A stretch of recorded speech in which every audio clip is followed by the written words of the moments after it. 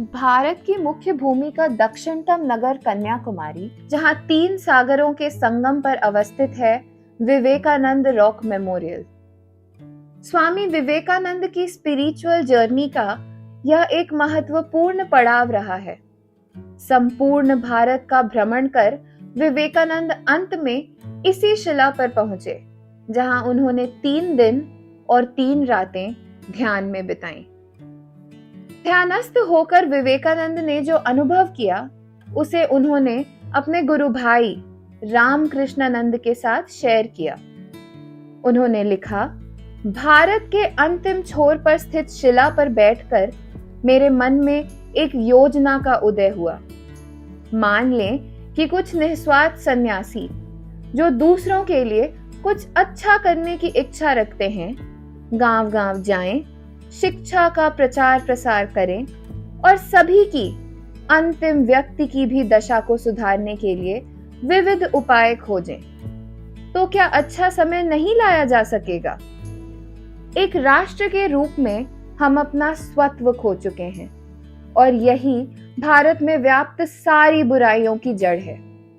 हमें भारत को उसका खोया हुआ स्वत्व लौटाना होगा और जन सामान्य को ऊपर उठाना होगा। कहते हैं कि अपने जीवन का लक्ष्य स्वामी विवेकानंद को इसी रॉक पर मिला, जिसे आज हम विवेकानंद रॉक मेमोरियल के नाम से जानते हैं। प्रस्तुत है स्वामी विवेकानंद और विश्व बंधुत्व की उनकी संकल्पना, प्रोफेसर पीयूष कमल सिन्हा के शब्दों में। यह प्रस्तुति विवेकानंद केंद्र कन्याकुमारी द्वारा विश्व बंधुत्व दिवस के अवसर पर आयोजित एक कार्यक्रम में दिए गए उनके व्याख्यान का संक्षिप्त रूप है। स्वामी विवेकानंद का जब कभी भी उल्लेख होता है तो वर्ष 1893 में अमेरिका के शिकागो नगर में आयोजित पार्लियामेंट ऑफ वर्ल्ड्स रिलीजन्स में उनके संबोधन की जरूर ही चर्चा होती है। यह एक ऐसा संबोधन था जिसने समस्त विश्व के समक्ष भारत को एक आध्यात्मिक गुरु, एक स्पिरिचुअल लीडर के रूप में प्रस्तुत किया। अपने इस संबोधन में विवेकानंद ने भारत को सभी धर्मों की जननी, मदर ऑफ ऑल रिलीजन्स बताते हुए स्वयं को इसका प्रतिनिधि बताया। उन्होंने भारत को एक समृद्ध संत परंपरा का देश बताते हुए स्वयं को सभी जातियों और संप्रदायों के लाखों करोड़ों हिंदुओं का प्रतिनिधि बताया। उन्होंने अपनी मातृभूमि का गुणगान किया और गर्वपूर्वक कहा कि वे उस धर्म के अनुयायी हैं जिसने विश्व को सहिष्णुता और सार्वभौमिक स्वीकृति, टॉलरेंस एंड यूनिवर्सल एक्सेप्टेंस का पाठ पढ़ाया है। पार्लियामेंट ऑफ वर्ल्ड्स रिलीजन्स में विवेकानंद ने कुल 6 व्याख्यान दिए। इनके माध्यम से उन्होंने भारतीय संस्कृति, सभ्यता और दर्शन को विश्व के समक्ष रखा। भारत, जो उस समय परतंत्र था, जिसे सांप एवं सपेरों का देश माना जाता था, उसके पास भी विश्व को देने के लिए बहुत कुछ है। यह विश्व को पहली बार पता चला। विवेकानंद ने सांप्रदायिकता एवं धार्मिक कट्टरता को इस धरती के लिए अभिशाप बताते हुए कहा कि सांप्रदायिकता एवं धार्मिक कट्टरता ने इस धरती को हिंसा से भर दिया है। उनकी वजह से अनेक सभ्यताएं विनष्ट हुई और अनेक देशों का अस्तित्व समाप्त हो गया। उन्होंने कहा कि यदि सांप्रदायिकता एवं धार्मिक कट्टरता नहीं होती तो मानव समाज कहीं ज्यादा बेहतर स्थिति में होता। पर उन्होंने उम्मीद व्यक्त करते हुए कहा कि पार्लियामेंट ऑफ रिलीजन्स का बिगुल सभी तरह की कट्टरता, हठ धर्मिता और दुखों का विनाश करने वाला होगा। 15 सितंबर 1893 को पार्लियामेंट ऑफ रिलीजन्स में स्वामी विवेकानंद ने एक कहानी सुनाई और धार्मिक संकीर्णता को दूर कर विश्व बंधुत्व की स्थापना पर बल दिया। उन्होंने कहा एक कुएं में एक मेढक रहता था। वह वहां काफी समय से रह रहा था। वह वहीं पैदा हुआ और वहीं पला बढ़ा। एक दिन समुद्र में रहने वाला एक अन्य मेढक वहां आया और कुएं में गिर गया। आप कहां के रहने वाले हैं? कुएं के मेढक ने समुद्र से आए मेढक से पूछा। मैं समुद्र से हूं, समुद्र के मेढक ने उत्तर दिया। दोनों मेढकों के मध्य वार्तालाप प्रारंभ हुआ। समुद्र कितना बड़ा है? क्या वह मेरे कुएं जितना बड़ा है? कुएं के मेढक ने पूछा और उसने कुएं में एक ओर से दूसरी ओर छलांग लगाई। मेरे दोस्त, समुद्र के मेढक ने उत्तर दिया, आप समुद्र की तुलना अपने छोटे से कुएं से कैसे कर सकते हैं? कुएं के मेढक ने एक और छलांग लगाई और पूछा, क्या तुम्हारा समुद्र इतना बड़ा है? क्या बकवास करते हो? समुद्र की तुलना कभी कुएं से की जा सकती है?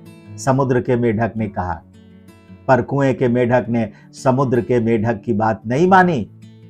उसने कहा, यह मेढक झूठा है, मेरे कुएं से बड़ा कुछ हो ही नहीं सकता। विवेकानंद कहते हैं कि मनुष्य की भी यही कठिनाई है। मैं एक हिंदू हूं, मैं एक छोटे से कुएं में बैठा हूं और सोच रहा हूं कि मेरा कुआं पूरी दुनिया है। इसी प्रकार एक मुसलमान अपने छोटे से कुएं में बैठता है और सोचता है कि उसका कुआं ही पूरी दुनिया है। एक ईसाई भी इसी प्रकार की सोच रखता है। विवेकानंद कहते हैं कि विभिन्न धर्मों एवं संप्रदायों के मध्य जो दीवारें खड़ी हो गई हैं, उन्हें समाप्त किया जाना आज हमारी प्राथमिक आवश्यकता है। संकीर्णता को दूर कर और एक व्यापक दृष्टिकोण अपनाकर ही विश्व में शांति की स्थापना की जा सकती है। एक अमेरिकी लेखिका एलिनोर स्टार्क अपनी पुस्तक the gift unopened a new American revolution में लिखती हैं, स्वामी विवेकानंद की सबसे बड़ी देन वेदांत की उनकी व्याख्या है। पर दुर्भाग्य है कि उनकी यह देन अब भी अनओपन्ड है। लेखिका कहती हैं कि विश्व बंधुत्व एवं विश्व शांति की स्थापना हेतु संपूर्ण विश्व को विवेकानंद की इस देन पर गंभीरता पूर्वक विचार करना चाहिए। स्वामी विवेकानंद का मत था कि विशिष्ट दृष्टिकोण, एक्सक्लूसिव अप्रोच के कारण कोई भी व्यक्ति अपने धर्म को ही एकमात्र सच्चा धर्म मानता है। एक बार जब इस प्रकार का विशिष्ट दृष्टिकोण व्यक्ति के अंतर्मन में बैठ जाता है तो उसे दूसरे धर्म सहन नहीं होते। यह एक प्रकार की धार्मिक कट्टरता, रिलीजियस फैनेटिसिज्म है, जो विश्व बंधुत्व की कल्पना को साकार रूप प्रदान करने में सबसे बड़ी बाधा है। विवेकानंद कहते हैं, केवल हमारा मत ही सर्वश्रेष्ठ है, बाकी सब गलत। ऐसी सोच ही मानव इतिहास में रक्तपात एवं हत्याओं के लिए जिम्मेवार रही है। पार्लियामेंट ऑफ वर्ल्ड्स रिलीजन्स में उनके भाषणों में यह बात बड़ी स्पष्टता से अभिव्यक्त हुई। विवेकानंद हिंदू धर्म की वैश्विक विचारधारा में विश्वास करते थे। उन्होंने ऐसा कभी नहीं कहा कि वे जिस ईश्वर की पूजा करते हैं एकमात्र वही सत्य है, अन्य का ईश्वर झूठ है। यह हिंदू धर्म का सर्व समावेशक चिंतन है, जिसके कारण हिंदुओं ने दूसरों की मान्यताओं को नष्ट करने का कभी भी प्रयास नहीं किया। विश्व बंधुत्व की स्थापना के लिए इस तथ्य को आत्मसात करना सभी धर्म के मतावलंबियों के लिए आवश्यक है। विवेकानंद ने हिंदू धर्म ग्रंथ के उस उपदेश का उल्लेख किया जिसका अर्थ है, जिस तरह अलग अलग स्थानों से निकली नदियां अलग अलग मार्गों से होकर आखिरकार समुद्र में मिल जाती हैं, ठीक उसी प्रकार मनुष्य अपनी इच्छा से अलग अलग मार्ग का चयन करता है। ये मार्ग दिखने में भले ही अलग अलग प्रतीत होते हों, पर ये सभी ईश्वर तक जाते हैं। उन्होंने गीता के एक उपदेश का उल्लेख किया, जो भी मुझ तक आता है, चाहे वह कैसा भी हो, मैं उस तक पहुंचता हूं। लोग अलग अलग मार्ग चुनते हैं, लेकिन अंततः मुझ तक पहुंचते हैं। यह प्रसिद्ध है कि जब स्वामी विवेकानंद ने शिकागो में अपना संबोधन मेरे अमेरिका वासी बहनों और भाइयों से प्रारंभ किया, तो वहां उपस्थित श्रोताओं पर इसका विद्युतीय प्रभाव पड़ा। जैसा कि बड़े बड़े चिंतकों एवं विचारकों ने कहा है, यह केवल संबोधन की एक विधा नहीं थी, बल्कि इन शब्दों के पीछे भारत की आध्यात्मिक शक्ति थी, जिसके बल पर भारत ने समस्त विश्व को विश्व बंधुत्व का संदेश दिया।